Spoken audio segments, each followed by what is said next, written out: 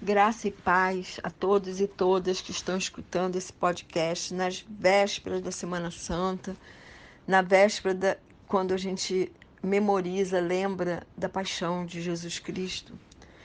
E eu fiquei me lembrando que eu podia falar para vocês, e eu lembrei de um estudo, de uma pregação da missionária Edmé Williams, muito linda, que é Os 7 Gritos de Jesus na Cruz. Eu não vou falar o que ela falou, mas eu vou recordar a todos as frases, as palavras que Jesus disse na cruz do Calvário.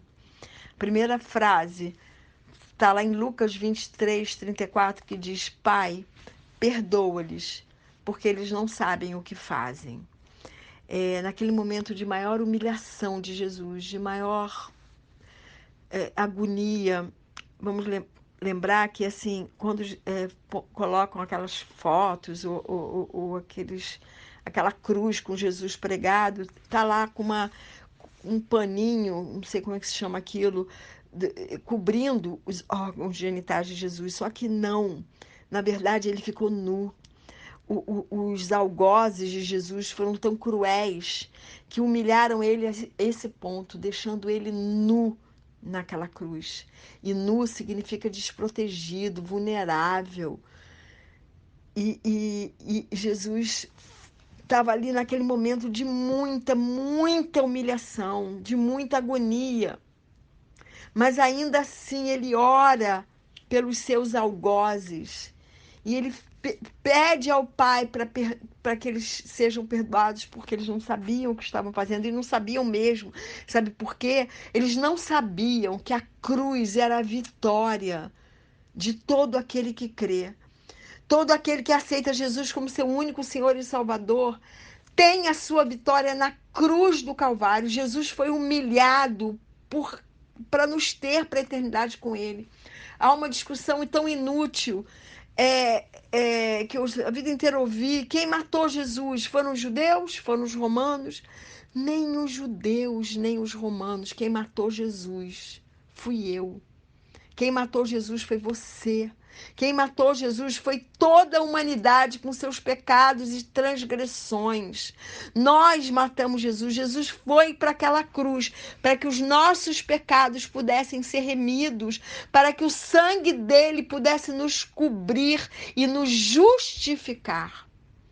E naquele momento, o império das trevas foi envergonhado, foi derrotado, porque Jesus fez aquela ação. Jesus foi para a cruz para me ter, para te ter, para a eternidade com Ele. A segunda frase de Jesus foi para aquele ladrão na cruz. Jesus foi crucificado com 2 ladrões. Um debochava dele o tempo todo e o outro diz: o que fazer para entrar contigo no teu reino? E na mesma hora Jesus diz: em verdade te digo que hoje mesmo estarás comigo no paraíso. Está lá em Lucas 23:43. A salvação é imediata porque Jesus viu o coração daquele homem. Jesus viu que aquele homem o reconhecia como o Cristo, como o Messias, tão esperado por Israel. Salvação tem a ver com relacionamento. Jesus quer se relacionar com cada um de nós. Naquele momento ele se relacionou com aquele homem, porque ele disse: comigo. E paraíso em grego significa lugar de descanso, jardim de descanso. A terceira frase de Jesus está lá em João 19:26, 27. Todos os discípulos fugiram com medo de serem crucificados também. Só ficou João, que era o mais novinho de todos os seus discípulos. E naquele momento, a Bíblia não fala, mas provavelmente José já tinha morrido, Maria era viúva. E os outros filhos de Maria, os irmãos de Jesus, Judas, Tiago, José, eles não criam em Jesus como o Cristo. Eles só se converteram depois da ressurreição de Jesus. Então, naquele momento, Jesus se preocupou com sua mãe e ele diz: mulher, eis aí o teu filho. João, eis aí a tua mãe. Ele se preocupava com o discípulo mais novinho e se preocupou com a sua mãe.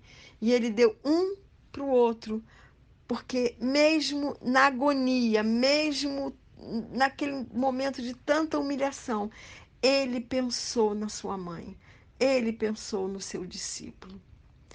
E aí a quarta frase de Jesus é uma frase que me dá muito o que pensar. Eu reflito muito nessa frase. Está lá em Mateus 27:46, que diz: Eli, Eli, sabactane. Deus meu, por que me abandonaste? Vamos pensar o seguinte: a Bíblia, em todo o Antigo Testamento, diz que o pecado faz separação entre Deus e os homens. Lá em Isaías, diz até que o profeta diz que aquele que desobedece às leis do Senhor, Deus nem ouve, nem ouve. Deus vira o rosto.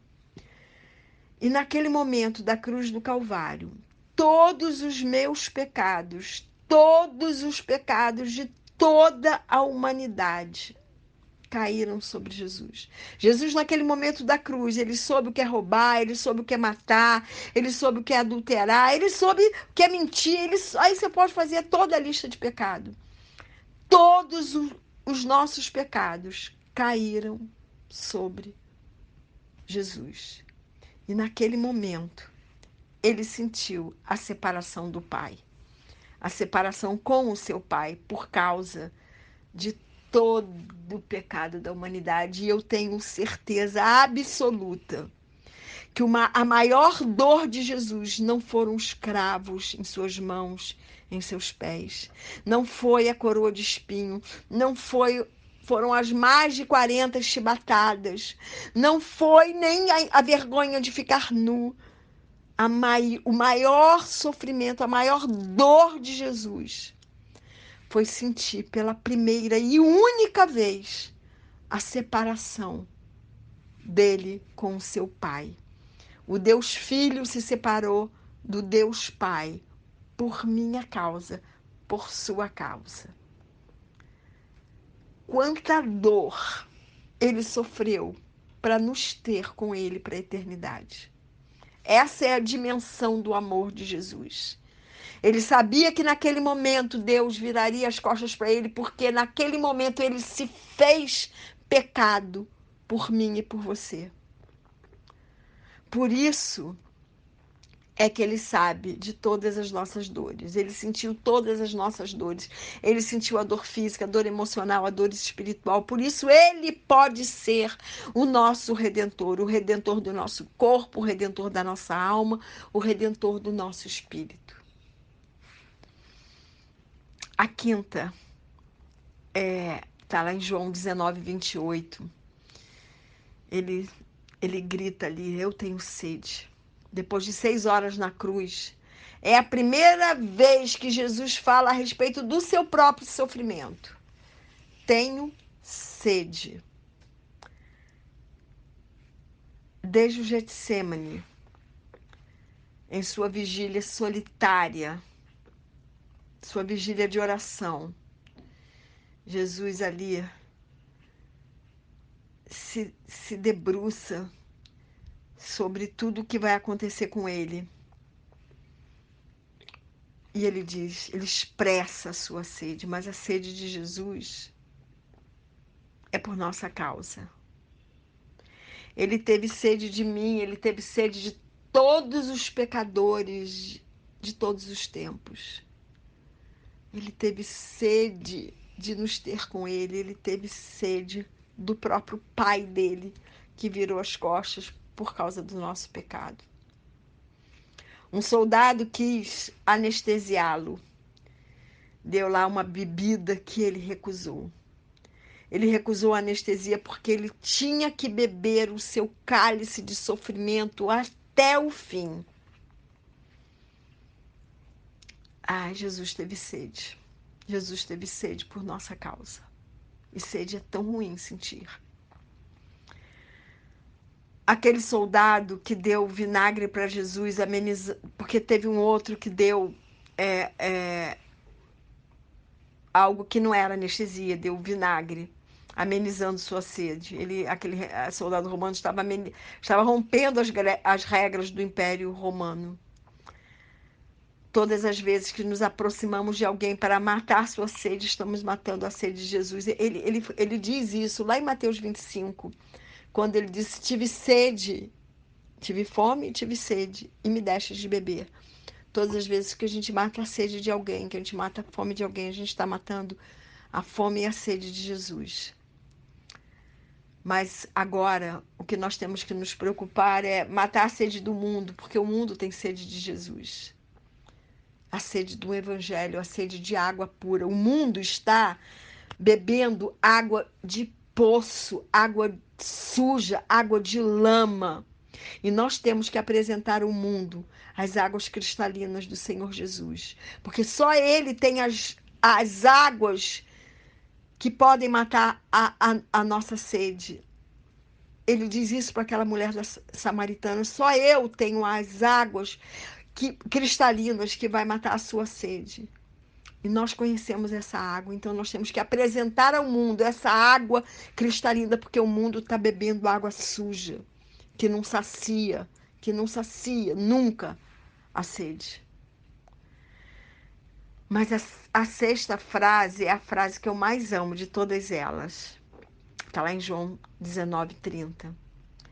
Ele disse: está consumado.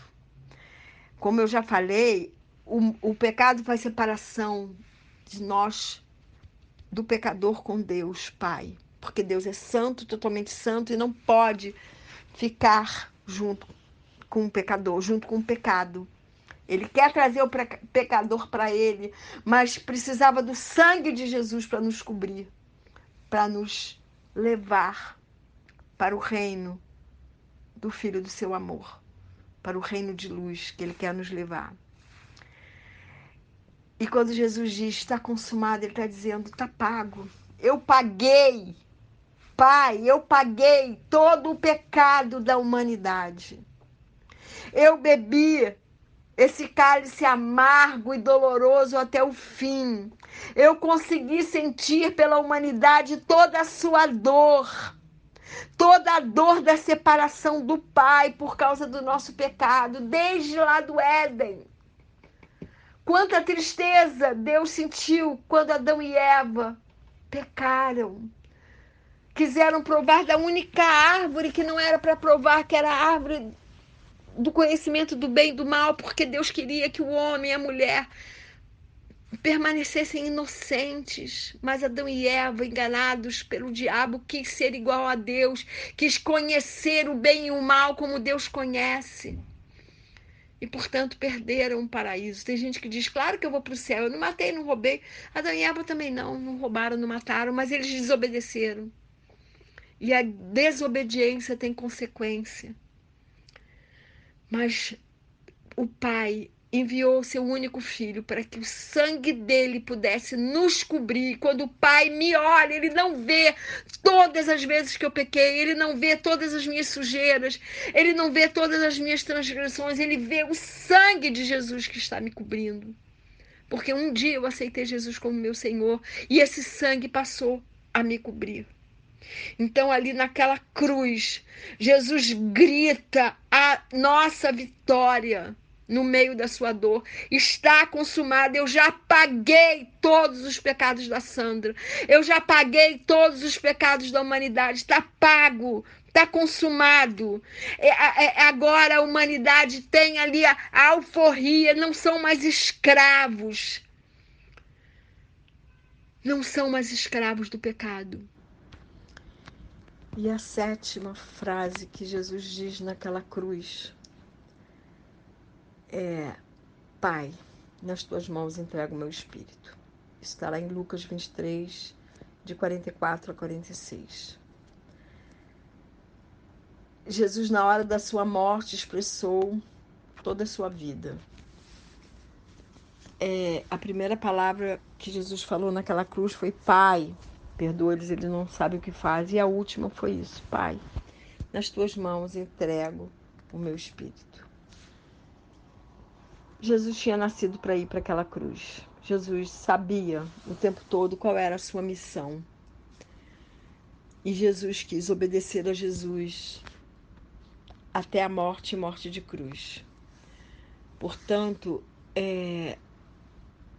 Jesus entregou seu espírito ao Deus Pai e hoje está lá à direita do Pai e enviou seu Espírito Santo para estar conosco durante todos os segundos e minutos da nossa vida. Só temos que abrir a porta do nosso coração para Ele entrar. A dimensão do amor de Deus por nós é essa. Jesus sofreu tudo o que sofreu, porque nos ama com amor que excede todo o entendimento, e para nos ter eternamente com Ele no paraíso. A Deus toda a honra, toda a glória, todo o louvor. A Jesus, meu único Senhor, meu único Rei, eu tributo toda a glória e todo o louvor. E que o Senhor nos abençoe e nos guarde, que o Senhor faça resplandecer o seu rosto sobre nós e que tenha misericórdia de nós, que sobre nós o Senhor levante o seu rosto e nos dê a paz.